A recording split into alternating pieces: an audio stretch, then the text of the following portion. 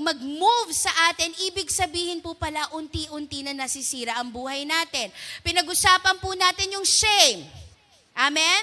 Pinag-usapan po natin yung uncontrolled thoughts. Kung ano-ano na naiisip, ang advance mag-isip. Pinag-usapan po natin yung compulsion or yung flesh. When I preached about be holy, you still remember? You still remember? Pinag-usapan din po at tinalakay din po ng ating pastor yung fear. Amen? Freedom from fear. Pinag-usapan po 2 weeks ago yung hopelessness. Yung kawalan ng hope. Kawalan ng pag-asa. Sinabi po that the hope that God gives us will never disappoint and will never bring us into shame. And last week, tinalakay po ng ating pastor, as about setting us free from bitterness. Hawakan mo nga yung puso mo. May bitterness pa ba? Yung totoo, ikaw at si Lord. Sabi mo sa katabi mo, sikuhin mo, isuko mo na yan. Ang tagal na yan. Nabubulok na yan. No? Marami po ba sa atin nakaranas na ng kalayaan? O yung mga nakalaya nga, pwede mong palakpakan mo naman ang Panginoon. Hallelujah. No? Alam niyo po yung freedom, hindi po yan makikita sa pera. Hindi po yan makikita sa tao, mararanasan sa tao. Hindi po yan mararanasan kapag ikaw po ay nag-ibang bansa, tumakas ng ibang bansa, pumunta ng ibang lugar, at kahit mag-staycation at mag-vacation. Because true freedom comes only from Jesus Christ. Amen. And that is the purpose of the message for the last 6 weeks. That we need to understand that if we really want to be set free from our inner lives, kailangan po alam natin kung paano i-receive ang Panginoong Jesus at i-receive ang kanyang salita at mga pangako sa ating mga buhay. Kaya tapikin mo ulit, batukan mo na ulit yung katabi mo, sabi mo, huwag ka na magpapakulong. Huwag kang ayaw mambatok, no? Baka mag-away, no? Sabihin mo na lang, kung kasama mo yung asawa mo, kasama mo yung kaibigan mo, kasama mo BFF mo, huwag na tayong magpapakulong. Amen? Huwag tayong magpapakulong. Hallelujah. And so friends, today, ang mensahe po ng Panginoon na ibinigay po sa akin came to me as a surprise. Just to give you a brief story of what has happened to me, I think few days ago or last week. Meron po akong mga kaibigan na nagbalita po sa akin. Unang kaibigan ko po, hindi ko pa siya papangalanan. Ang sabi niya sa akin, Pastora, I'm having anxious thoughts. Sabi ko, kaka-message lang natin, sabi ko sa sarili ko, kaka-message lang natin ng managing your thoughts. Bakit nakaka-receive? Bakit meron na kagad nito? Sabi niya, she admitted to me na, Pastora, I'm really having anxiety attacks. At Pastora, nanginginig yung kamay ko. Hindi ako makaakyat sa hagdanan. At Pastora, magpapadoktor ako. Sabi ko sa kanya, anong naiisip mo? Anong may dinadala ka ba sa buhay? Wala ka bang pera? Na broken-hearted ka ba? Magsabi ka ng totoo. Nag-away ba kayo ng magulang mo? No? Sabi niya, Pastora, I don't know. Hindi ko alam. Pero nanginginig po yung kamay ko. And I'm having these anxious thoughts. Iba-iba. Iba-iba. And few days ago, another friend of mine messaged me, Pastora, a relative of mine committed suicide. And fortunately, Pastora, she committed suicide. He hanged herself. But salamat sa Lord, Pastora, because napigtas yung tali. And she's still alive. Alam niyo po, while this news was given to me, alam niyo po, nagtanong ako sa Panginoon. Sabi ko, Panginoon, imposible na walang pinanggagalingan ang depression, anxiety attacks, panic attacks. Imposible, Panginoon, na ito'y dumadapo lamang. Sabi ko, because all the things that you made, you said in your word was good. Ibig sabihin, Panginoon, hindi lamang ito sakit na bigla na lang dadapo na parang lagnat, sipon, ubo. Sabi ko sa Lord, Lord, may trigger point. Ano ang trigger point nito? Why? Because hindi lamang po yung labas or yung outside, yung mundo ang nakararanas. Because even here inside the church is also suffering from this mental illness. Mental health illness or mental illness. And so one day, one night, while I was driving, pauwi na po ako galing trabaho, nakikinig po ako ng preaching na isa pong fina-follow ko na pastor. In just a snap, the Lord gave me the answer. Alam niyo po yun? Yung bigla na lang. While I was listening to the preaching of a pastor that I'm following, bigla na lang the Lord spoke to me. This is the reason kung bakit marami ang nagsasuffer sa anxiety. And you know what the Lord told me? Ang sabi ng Lord, because you don't keep the Sabbath day holy. There is no time to rest. That even Sunday, you work, not physically, but even mentally and emotionally. Hindi na natapos ang labada. Hindi na natapos ang paglilinis. Hindi na natapos ang online selling. Bakit? Kasi kailangan ko kumayod sa pamilya. And what happens is this, because we lack rest and we don't keep the Sabbath day holy, bigla na lang. Sabi mo, bigla. Magugulat ka. Nagpapalpitate na ang puso mo. Nagugulat ka, nanginginig ang kamay mo. Nagugulat ka, hindi ka na makatulog sa gabi. At nagugulat ka, bigla ka na lang umiiyak.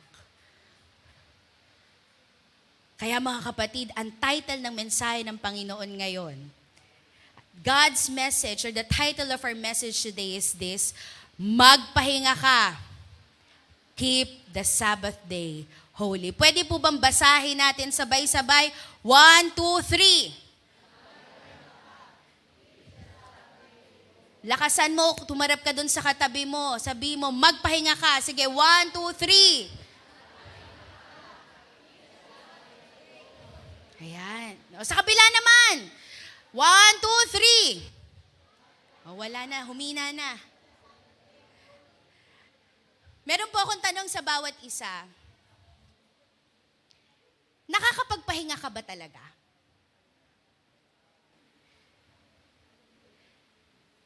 May araw ka ba talaga ng pahinga? O para ka daw si Kuratsa, ang babaeng walang pahinga. Alam na alam natin, no? Alam niyo po, this is not a question if you have a day off. This is not a question if you have a day kung saan wala kang pasok. But this is a question of not just resting your body, but also your heart and your mind in the Lord. Ang puso mo ba, ang isip mo ba, at hindi lang katawan, ay nagpapahinga at namamahinga sa araw ng pamamahinga? O baka naman, kahit sa araw ng linggo, ang iniisip mo pa rin, paano ko tatapusin ang trabaho ko sa kinabukasan? Paano ko kikita para may panggatas ang aking anak? Paano mapapaubos lahat ng tinda ko? Anong oras ako gigising bukas at paano ko tatapusin lahat ng trabaho ko? God says, magpahinga ka.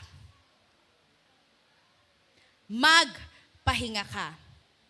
Alam niyo po, while I was sharing this message to Pastor Toki, alam naman po ninyo that Pastor Toki is suffering from back pain. Tama po. Alam niyo po, I think 3 years or 4 years, mawawala, babalik. At alam niyo po, ang ating pastor nagpa-check up. Nagpa-ECG, nagpa-X-ray, nagpa-laboratory. Alam niyo po kung anong resulta? Clear. So sinasabi namin ni Pastor, ano ba ito? Is this an attack of the enemy? Because we were interceding, we are battling in prayer. Pero bakit ganon? It seems like bigla na lang gigising ang pastor sa kinabukasan at bigla na lang sasakit ang likod. At alam niyo po, meron po kaming kaibigan na pastor.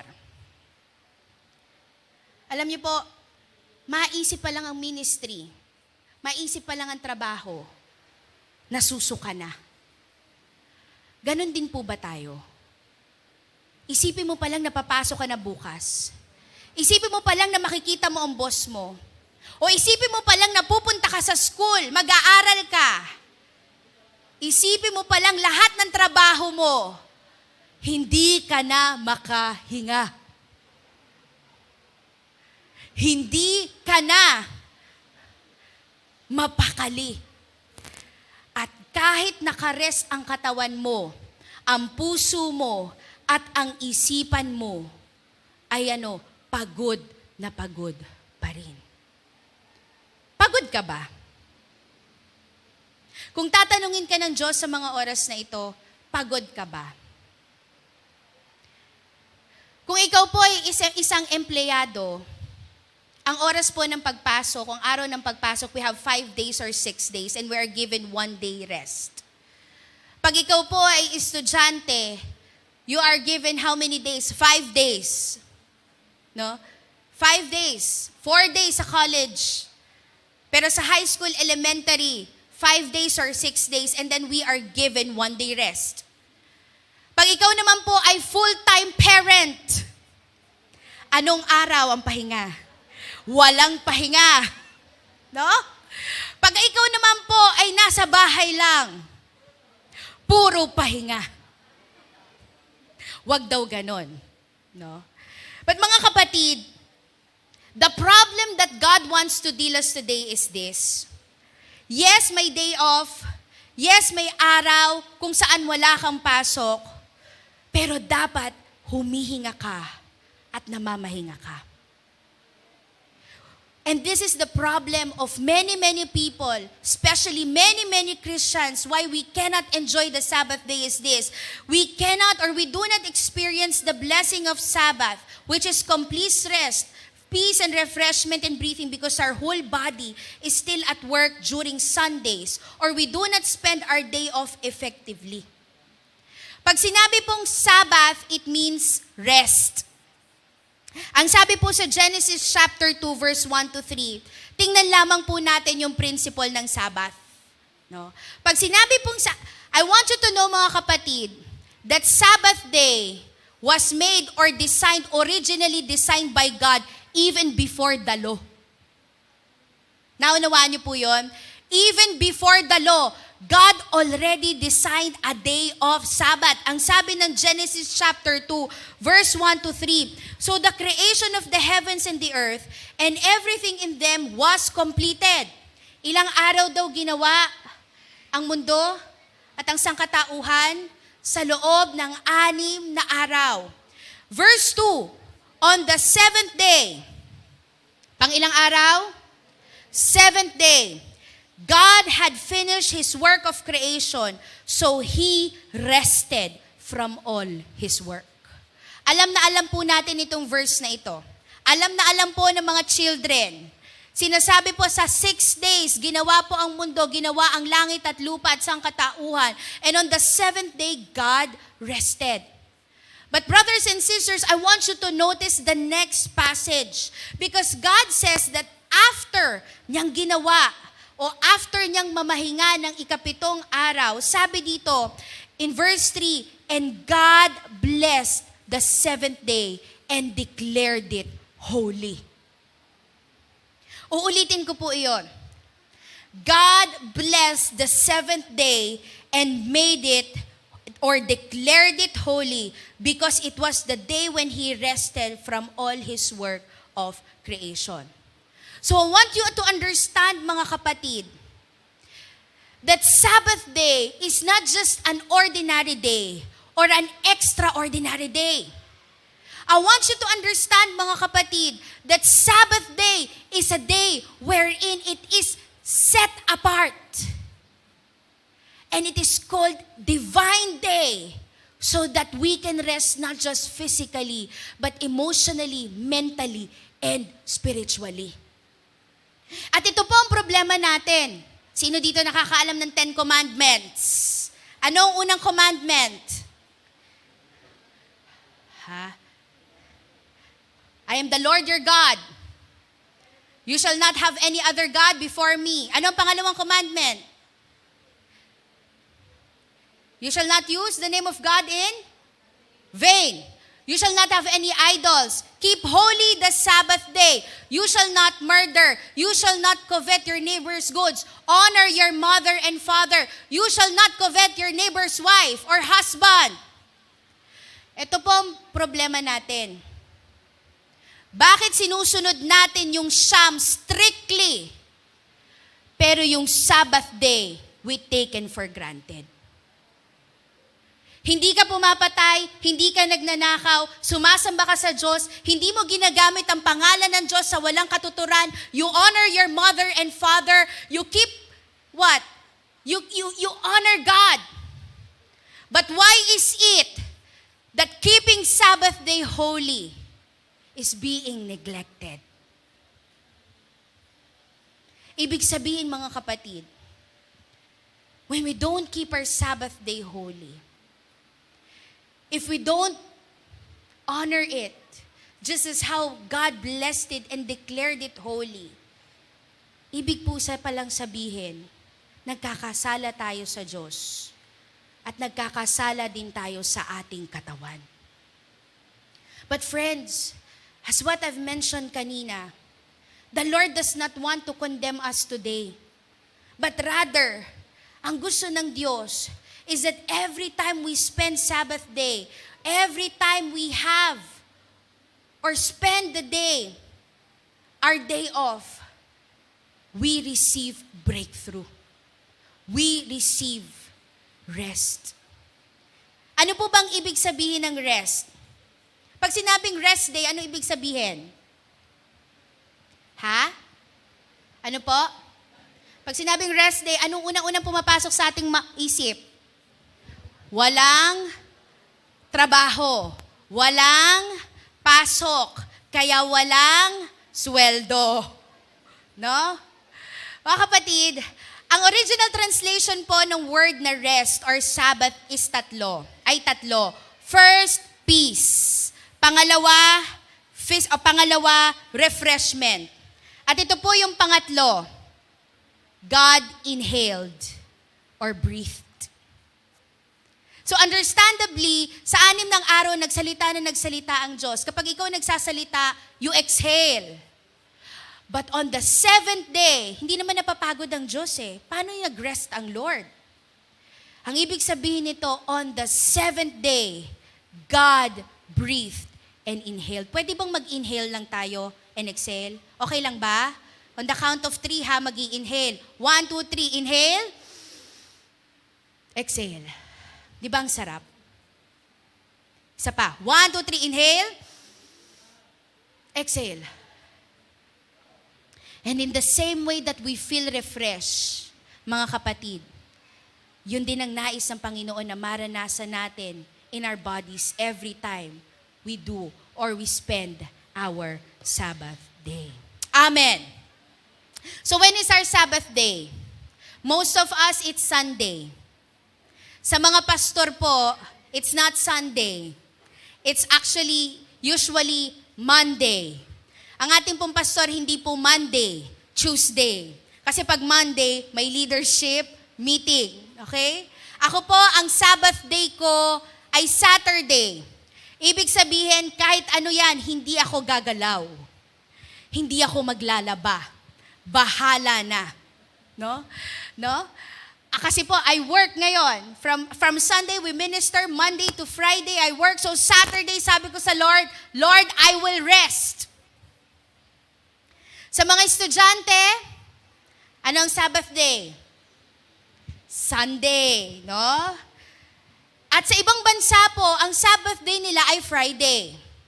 In the original schedule po sa Bible, ang Sabbath day po ay Friday night, sunset, hanggang Saturday sunset.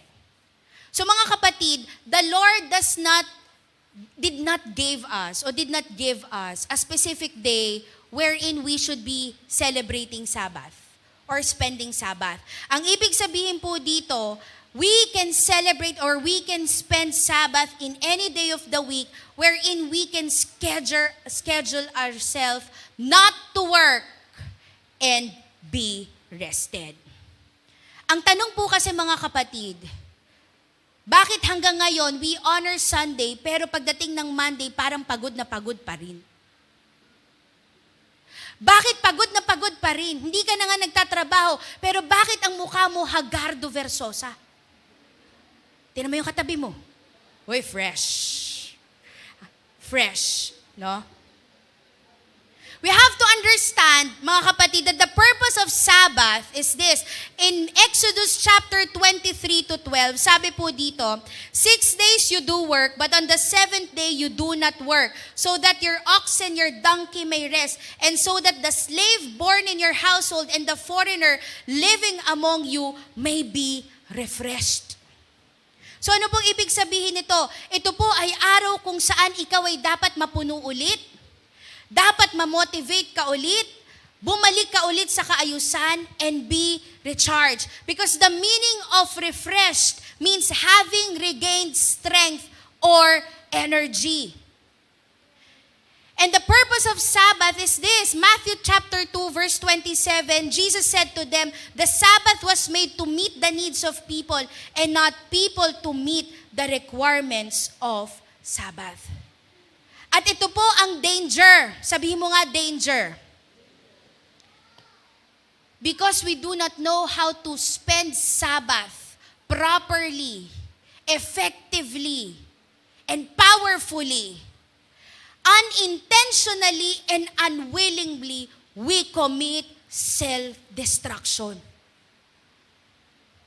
Katatapos lang natin sa series ang self-destruction, but alam niyo po, pinapahabol ng Diyos that if there's one thing that we should not be committing, is that we are unable to keep the Sabbath day holy.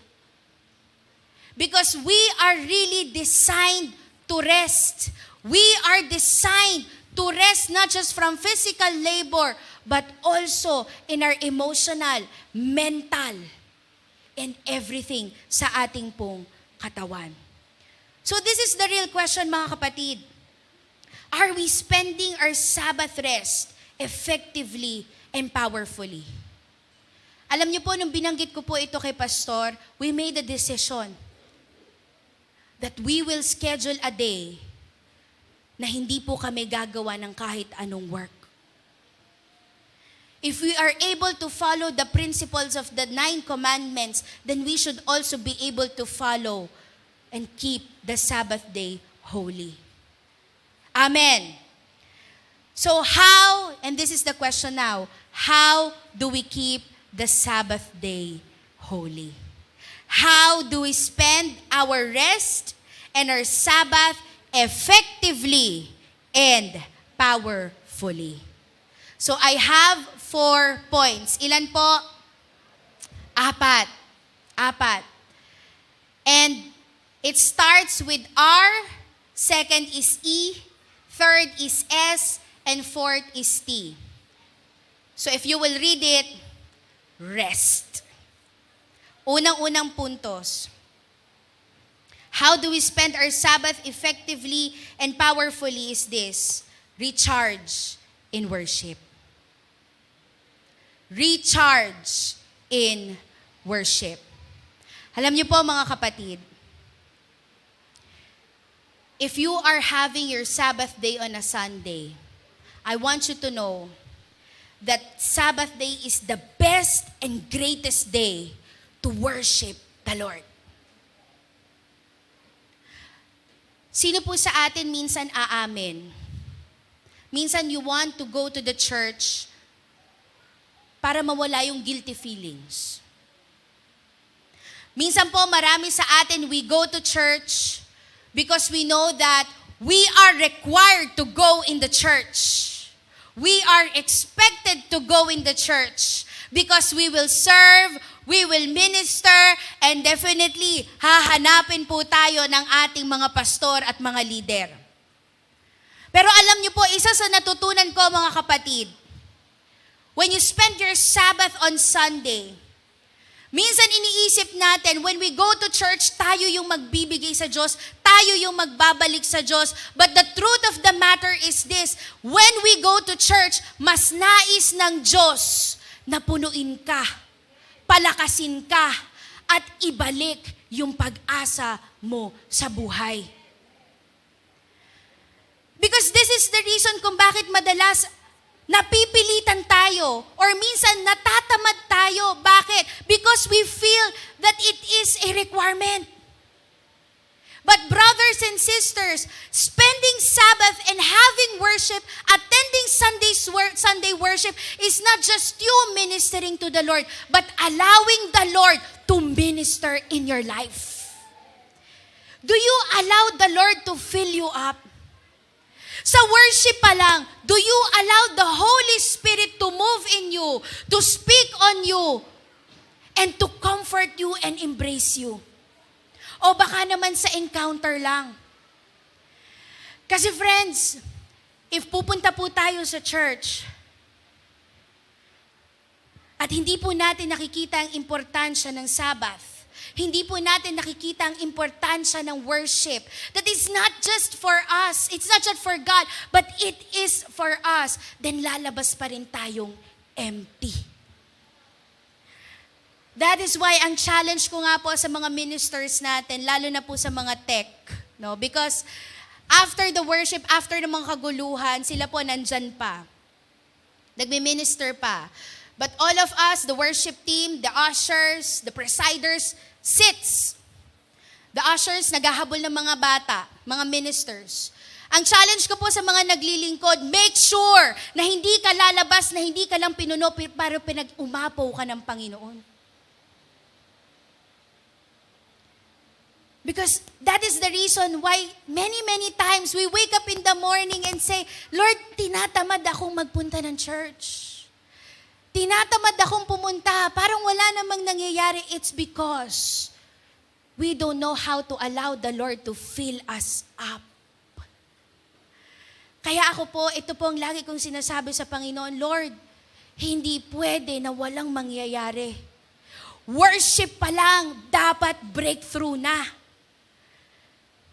Worship pa lang, dapat may message na ako.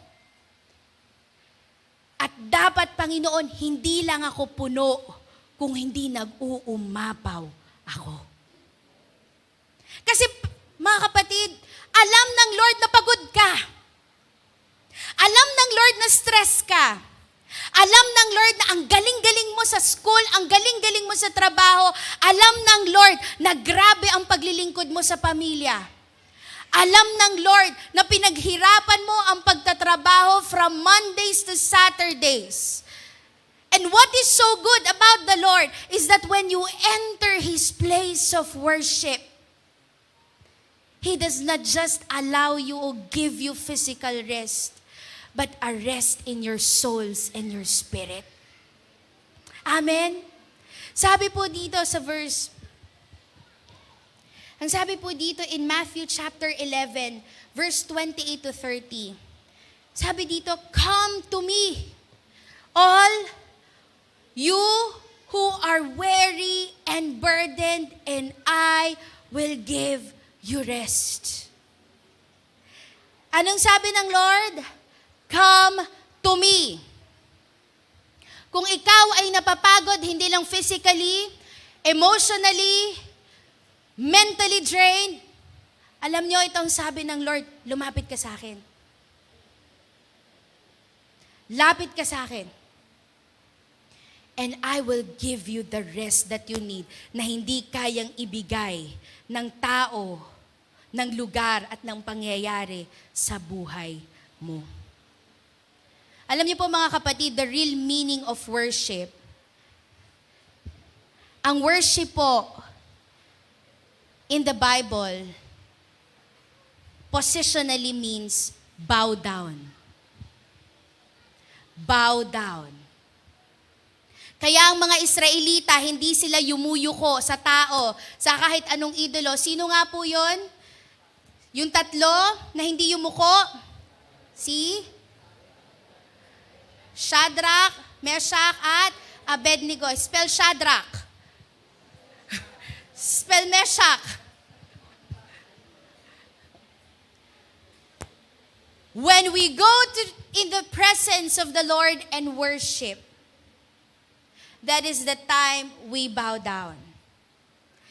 And bowing down does not only mean lifting the Lord up and revering the Lord, but it is also a posture or a gesture when we let go and let God take our lives and everything that we are burdened.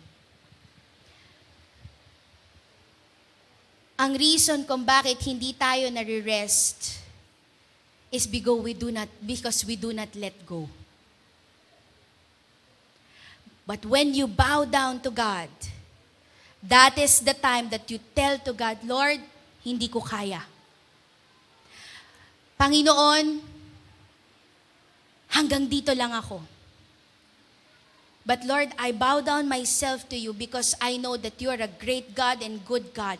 You are my Father in heaven, and I know that you are the one who can fill me up and refresh me once again. Sa ating pong mga tatay na nagtatrabaho, hindi lang tayo nagsasalita eh. Ang mga babae nagsasalita eh. Pag hirap na, nahihirapan na ako. Kaya madaldal kami, di ba? Minsan sinasabi ni pastor, nagwawalis na lang. Nagsasalita pa. So sabihin, ako yan eh. But fathers, I want to talk to the fathers because you don't speak and you don't talk. But we know the burden is so great. But if you will allow the Lord to recharge you whenever you are worshiping, there will be a great strength, refreshment, and energy. Sa mga nanay, hindi po talaga matatapos ang labahin natin. At ang paglilinis, pagluluto, pag-aalaga, pagbabudget, at nakaka-drain. Maging sa mga nag-aaral na wala ng mga kilay ang mga estudyante, nakaka-drain. But the moment we come to God, and the moment we bow down, we allow the Lord to fill us once again and overflow in our lives. Gusto po ba natin yon? Gusto po ba natin yon? Then, we should recharge in worship. Amen. So yun po ang unang-una. Pangalawa, if the first is we recharge ourselves in worship, we spend quality time with God. Ito naman po ang pangalawa. Letter E, we enjoy with the people we value the most. Enjoy with the people you value the most. Kailan ka huling nagkaroon ng masayang kwentuhan sa pamilya mo?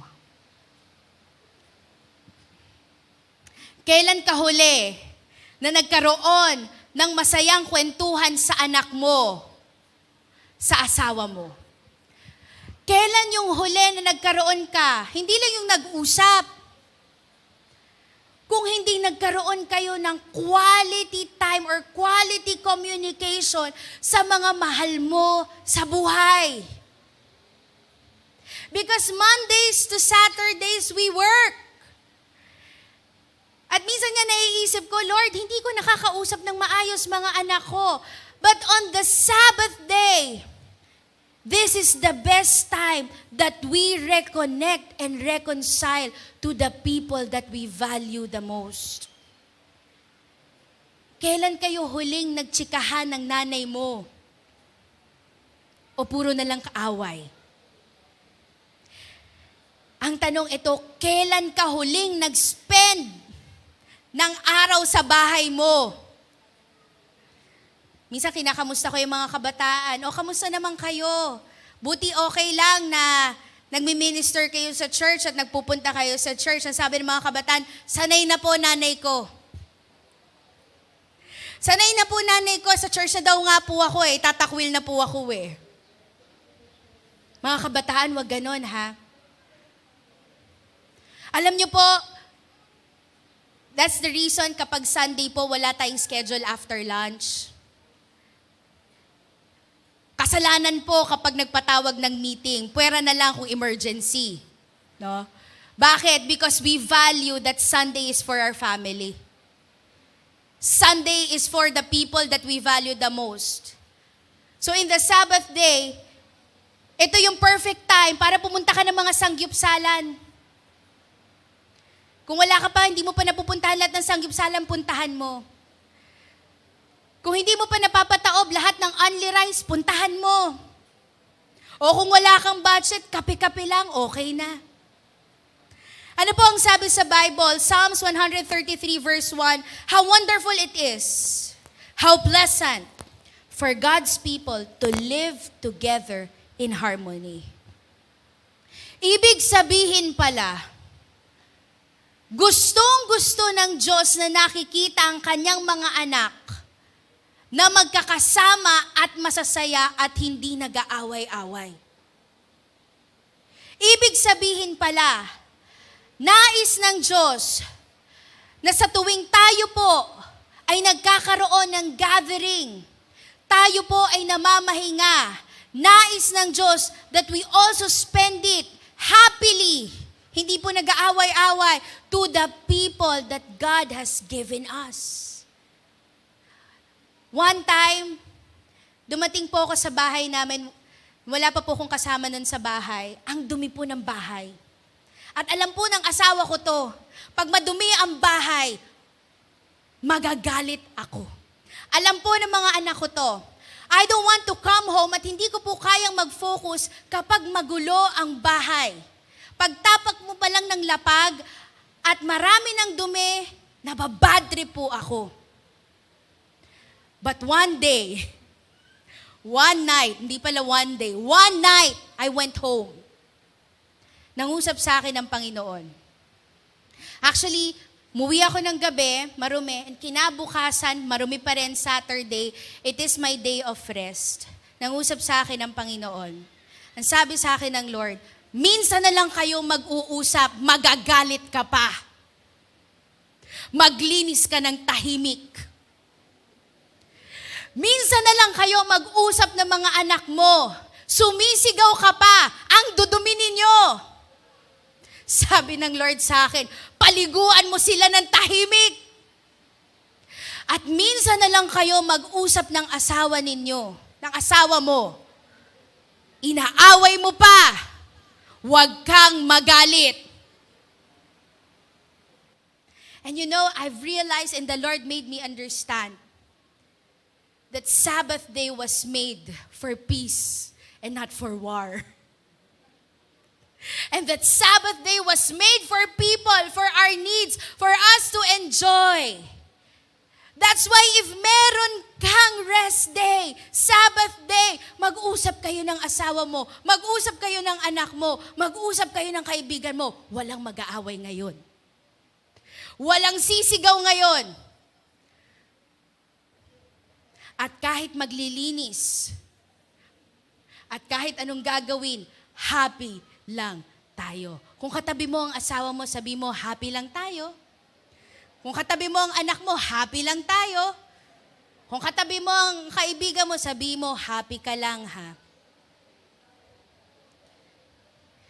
Minsan na nga lang tayo mag-usap-usap, minsan na nga lang tayo magsama-sama. Nag-away-away pa.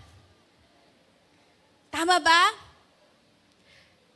Kung wala ka pong family dito, kung nasa ibang bansa po ang iyong mga magulang, mga kapatid, and you're here, you can spend your Sabbath day with your spiritual friends, with your friends. Pwedeng mag-milk tea. You know what? Every family in our spiritual family is a gift. At yung regalo na yon na ibinigay po sa atin ng Panginoon, ay dapat vina-value din po natin. Because the Bible says how wonderful it is, how pleasant it is for God's people to live together in harmony. Gulatin mo sila, manlibre ka. Mga bata, gulatin mo mga magulang mo, maglinis ka. At sa atin po mga magulang, gulatin natin sila, huwag tayong magsasalita. Mga nanay, no? Mahirap yon. Sabbath day daw kasi, no? No, it worked for me. It worked for me. And when I've learned to value Sabbath day, I praise God, binigyan ako ng Lord ng kasambahay. By the way, andito po si Ana ni Clarita na binigay sa amin ni Lord na kasama sa bahay. Welcome, Nanay. No? So, do you enjoy your rest day? O baka pag rest day, puro lang Netflix lang, hindi kayo nag-usap. Cellphone lang, hindi na kayo nag-usap. Kung may pangkain sa labas, lumabas. Kung wala, sa loob. Magluto. Pwedeng mag-juice, magkape. But spend that time with the family, with the people you value the most. So ano po ang number 1? Recharge in worship. Number 2, enjoy with the people you value the most. And number 3, stop working and thinking about work. Stop working. Hindi po ibig sabihin na to na wala ka nang gagawin. Pero yung pag-iisip mo kung paano kumita, huminahon ka. Stop. Paano ba patataasin yung negosyo ko? Paano ba patataasin yung benta ko? Paano ba ako gagaling sa opisina? Paano ba ako makakapasa? Magpahinga ka. Stop working. And stop thinking about work. Alam niyo po, ito yung magandang sinabi sa Bible. Listen to this. Listen to this. This is a breakthrough message. Ang sabi po dito, Exodus chapter 16 verse 4 to 5. Then the Lord said to Moses, I will rain down bread from heaven for you. The people are to go out each day and gather enough for the day. At ang sabi dito, in this way, I will test them and see whether they follow my instructions. Sabi po dito, I want you to listen to this. Huwag niyo po itong bibitawan. On the 6th day, they are to prepare what they bring in. And that is to be twice as much as they gather on the other days. So sa ika-6 na araw, ilan daw ang dapat na ginagather? Twice. Bakit? Pagdating ng 7th day, wala. So walang magagather. So sabi po dito, the Israelites did as they were told. Ito ang ginawa ng mga Israelites. They gathered so much. They gathered much and some konti. And when they measured it by the omer, the one who gathered much did not have too much. And the one who gathered little did not have too little. Everyone had gathered just as much as they needed. Friends, may pangako ang Diyos na provision on the Sabbath. Yung kakainin mo sa pahinga, ipoprovide ng Lord sa ika-6 na araw. At yung akala mong magkukulang ay sasapat when the day of Sabbath arrives. And brothers and sisters, this is the breakthrough for me. This is my personal breakthrough. Ang ability na binibigay sa akin ng Lord, ang ability, kakayahan, kalakasan para magtrabaho, hanggang 6th day lang. Pag ako nagtrabaho sa araw ko ng pamamahinga, ibig sabihin, sinisira ko ang katawan ko dahil hindi na kalakasan ng Lord ang ginagamit ko kung hindi kalakasan ko. And I want to speak to all who are workaholic. To those who wala nang ginawa, kundi magtrabaho na magtrabaho. Alam nyo, salamat sa Panginoon. Hindi naman tayo pumapayat, tumataba pa nga tayo. Tama ba? Tingnan mo yung katabi mo. Minsan stress na stress tayo. Paano ba natin pagkakasyahin? Kulang. Pero sa totoo lang, hanggang ngayon, buhay ka pa rin. Double chin na nga tayo eh. Mga babae, ang laki na nga ng ating mga bilbil. Amen. Why? Because God promises that there is a provision, double provision, on the 6th day. So you do not need to worry or think about work when you are resting. At ito ang rason kung bakit hindi na natigil ang pag-iisip. Alam niyo po, ito po yung naging sakit ni Pastor noong nakaraan. Very workaholic sa ministry. Walang inisip kundi ministry, bababa ng hagdanan. Pinag-uusapan natin si Pastor kasi wala siya ngayon. No? Huwag niyo sasabihin ha. Makikita niya lang to sa online. But I asked him, sabi ko, pwede ko bang i-share? Oo, i-share mo para magtanda silang lahat. At hindi maging katulad ko. Imaginin mo, pagkagising sa umaga, bababa ng hagdanan, mahal. Dapat sa church ganito. Sabi ko, pwede magkape?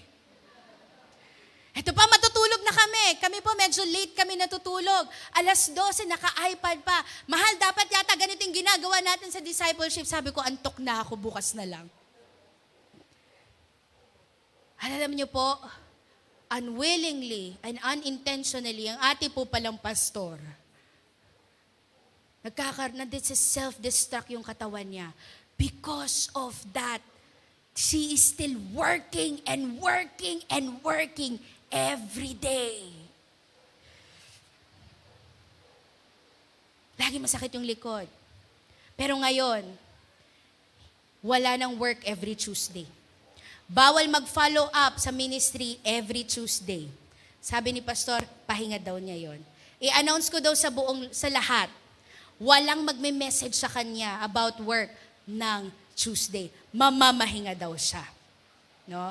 Kayo po, anong araw ang pamamahinga ninyo? At sa pamamahinga nyo ba, nag-iisip ka pa rin ang pagkakakitaan? Sabihin mo sa katabi mo, bukas na yan, magpahinga ka. Kaya sabihin mo yan. Meron ba mga tatay sa paligid? Sabihin mo sa tatay sa paligid, magpahinga ka. Sa mga tatay, hindi sa mukhang tatay, magpahinga ka. Sa mga estudyante, magpahinga. Hindi ang grades ang sagot sa kahirapan. Si Lord. Amen. Sa mga nanay, itigil natin ang labada sa araw ng pamamahinga. Magpahinga. Amen. Alam niyo po, hindi lang ang tao nagpapahinga. Sabi sa Bible, kahit ang lupa pinagpapahinga po ng Diyos. Every 7th year, the Bible says, ano po sabi? Pinagre-rest po ang land. Sabi dito, for 6 years, you are to sow your field and harvest the crops. But during the 7th year, let the land lie unplowed and unused. So kung ang land pinagpapahinga, bakit ikaw kailangan magtrabaho pa? Di ko sinasabing huwag ka magtrabaho, pero magpahinga ka. At hindi lamang po ang land, even yung mga farm animals, ang mga hayop nagpapahinga at even the servants. Sabi dito, 6 days, do your work, but on the 7th day, do not work so that your ox and your donkey may rest, and so that the slave born in your household and the foreigner living among you may be refreshed. That's why if meron po kayong kasambahay, kasama sa bahay, servants, kung ikaw po ay may-ari ng isang negosyo, hindi lang po ito batas, but it is the original design by God that one day you give them off so that they may be refreshed. Amen. And this is the last. Ano po yung una? Recharging. Letter E, enjoy with your family or the people you value the most. S, ano sabi dito? Stop working or thinking about work. At ito po yung pang-apat, which I believe magugustuhan ng bawat isa. Number 4, letter T is treat yourself. Okay lang pala na mag-shopping. Alam niyo po, wag lang po yung araw-araw may shopping na dumadating, ha? Utang na loob. Wala na po tayong panggatas, may Shopee ka. Wala nang pantuition, may Shopee ka. Anong ibig sabihin dito? Guys, the Lord wants us to see that we are also enjoying the fruit of our labors. Sabi sa Ecclesiastes chapter 5 verse 18 to 20, I have seen what is best for people to do on earth. They should eat, drink, and enjoy the work they have during their short time. God has given them these few days and that is all they have. If God gives people wealth, property, and the power to enjoy these things, they should enjoy them. So guys, pag kumikita po tayo, alam natin na kailangan natin magtabi ng pantides, bills, pambayad sa kuryente, tubig, tuition, and everything. Pero hindi masama magtabi para i-treat mo naman ang sarili mo ng milk tea. Hindi masamang magtabi para mag-ipong magreband. At hindi masamang magtabi para makapag-ukay-ukay. Because just as the Bible says, it is not a sin to love ourselves. Ang sabi sa pangalawang greatest commandment, the second commandment is to love your neighbor as you love yourself. Alam mo, minsan inano ko ng Lord dyan, kinorek ako ng Panginoon. Kasi gustong-gusto ko na nagpapamanicure and pedicure. At ang manicure and pedicure, ayoko yung hindi, yung natatanggal agad. Gusto ko gel. Pero minsan nanghihinayang ako. Alam niyo, sinabi ni pastor sa akin, bakit ka nanghihinayang? Di ba nagtatrabaho ka? Sabi ko, oo nga no. Aanin mo, yung may sweldo ka, hindi mo naman ma-enjoy. Pastora, hindi kasya. Lahat pang gatas. Hindi ko po sinasabing mag-splurge. We can spend kung ano po yung sa tingin natin ay tama. Alam niyo po yan. Kung ang sweldo mo, sabihin natin ay 20,000 at bumili ka ng Louis Vuitton, yun ay kasalanan. Diba? Hindi yata mabibili ng Louis Vuitton yon. Kasi 100,000 ang Louis Vuitton. Diba? What I'm trying to say is this, hindi kasalanan na magpaganda at magpagwapo. Hindi kasalanan na mag-schedule ka nang ikaw ay umalis. Pero mag-church ka muna ha. After service ang alis. Tama? Hindi masama mag-schedule at pumunta ka sa isang restaurant at ma-experience mo naman yung ganda ng lugar at sarap ng buhay. Sa mga estudyante, alam ko wala pa tayong pera, pero hindi masama na lumabas ka kahit mag-People's Park ka. Hindi masama. Mag-fishball, sabi ni Kuya Joe. Lilibre daw kayo mamaya. No? Guys, ito lang ang bottom line na gustong sabihin ng Diyos sa atin. Magpo-provide siya sa buhay mo. Pero dapat ikaw din, marunong ka na mag-alaga ng sarili mo. Because Sabbath was not made for the Sabbath, but it was the Sabbath that was made for people. At alam niyo po ba, and I will end with this, there is a reward in Sabbath. There is a reward in Sabbath or keeping the Sabbath day. Ano nga po yung apat natin? Rest in worship. Dapat may breakthrough ka. Enjoy with the family or enjoy with the people you value the most. Huwag ka na makipag-away. Love tuwing Sabbath day. Love. No? S, ano sabi? Stop thinking about work. Huwag ka na magbukas ng tindahan. Kung ikaw lang naman ang nagtatrabaho doon, huwag mo nang buksan. May bukas pa. Sa Sabado, dodoblehin daw ni Lord ang benta mo.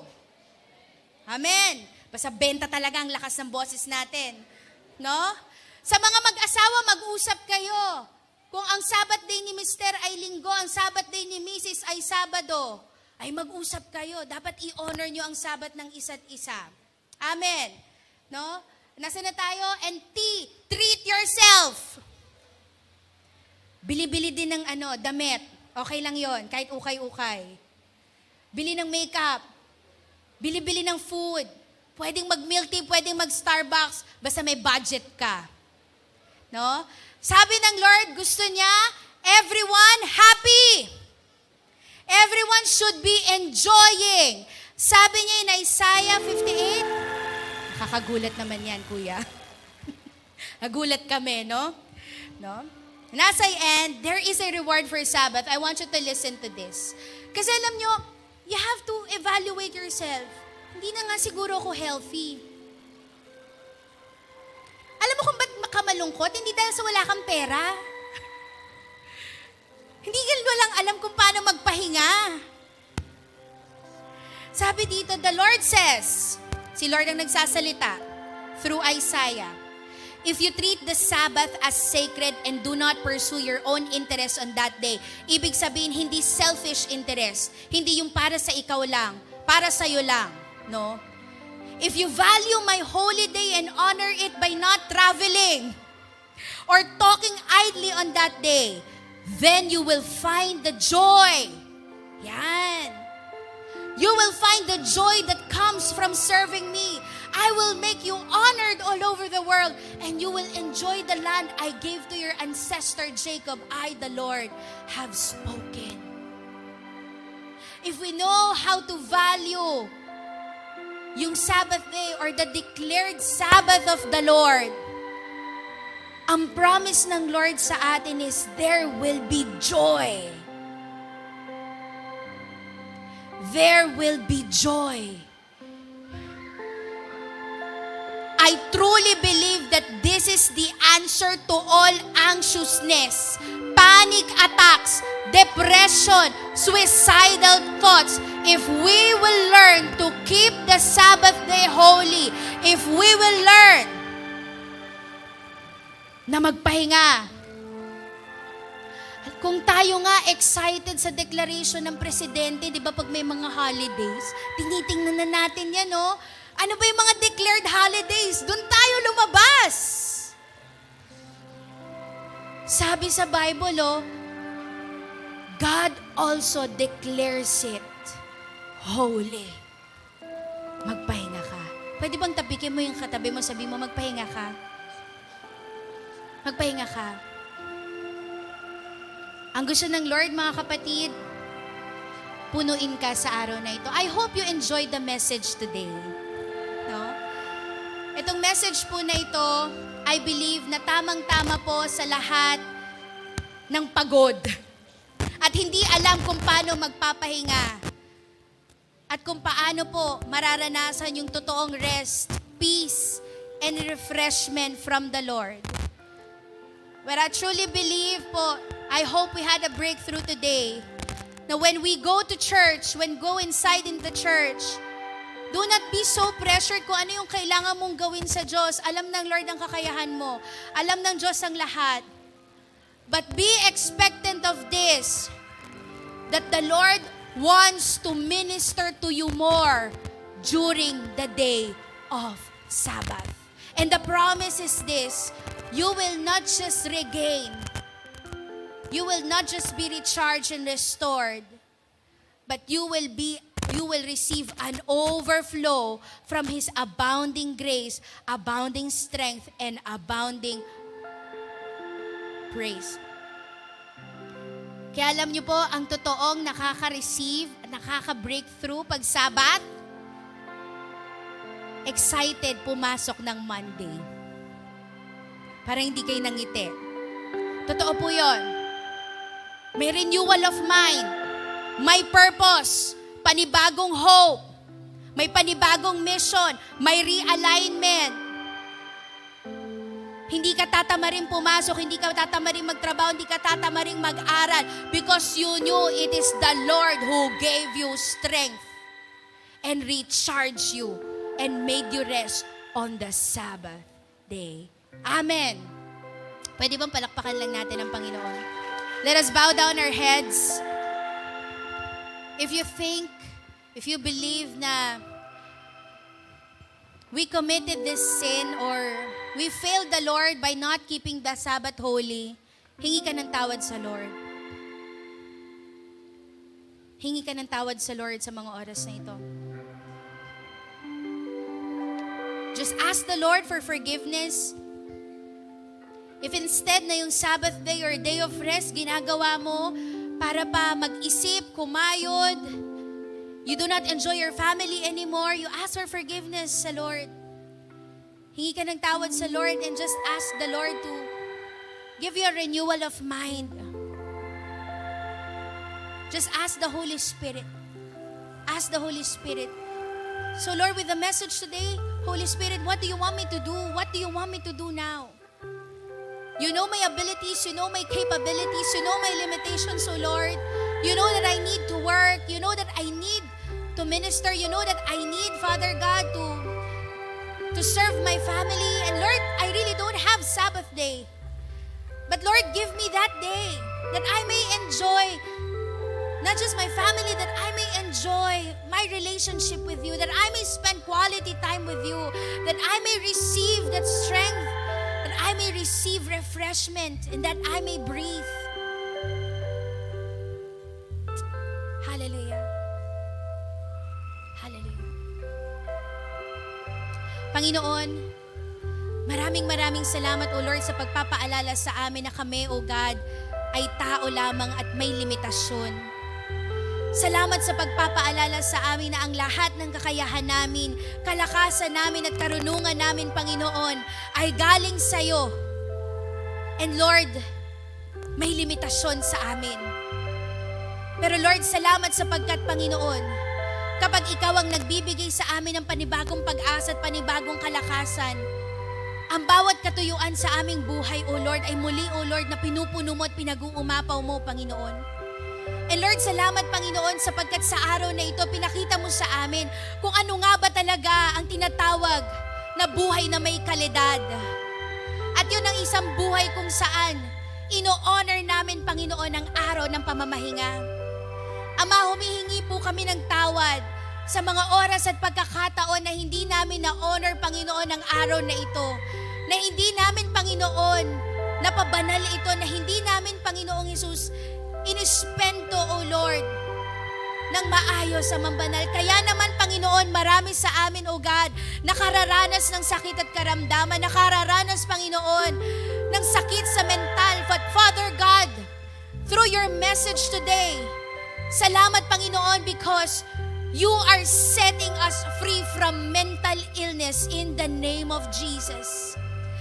That Lord, sinisira mo, Panginoon, at winawasak mo ang gawa ng kaaway, Panginoon, kung saan kami, Amang Banal, ay nagkakaroon ng depression, suicidal thoughts, anxious minds, and anxious thoughts, O God. Lord, tinatapos mo ito, Panginoon, sa pangalan ni Jesus. And Lord, binibigyan mo kami, Panginoon, ng bagong pag-iisip. You're renewing our minds.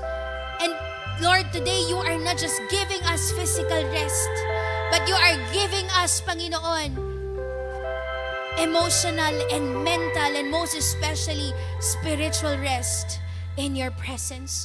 Holy Spirit, I want to thank you for speaking to your people. I want to thank you for giving us wisdom and understanding. And Lord, wala kaming ibang papapurihan kung hindi ang pangalan mo lamang, Panginoong Jesus. Walang ibang madadakila kung hindi ang pangalan mo lang, Panginoong Jesus. And that, Lord, we continue to declare that our church, Blessed Life Community Church, will become a healthy church. Lord, not just in the body, but Lord, also in our minds and in our hearts, Father God. Healing will flow in the name of Jesus, Panginoon.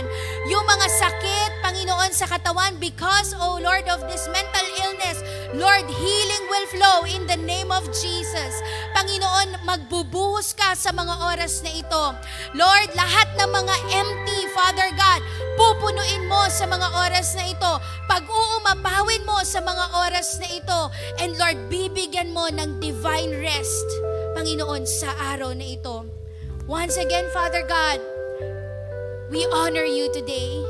We thank you for this design of giving us Sabbath, a day of rest, a day wherein we can recharge, enjoy our family, a day wherein we can stop working and thinking about work, and a day, oh Lord, when we can love even ourselves. And so, Lord, we bring back all the glory, honor, and praise in the name of our Lord Jesus Christ. Everybody say, Amen and Amen.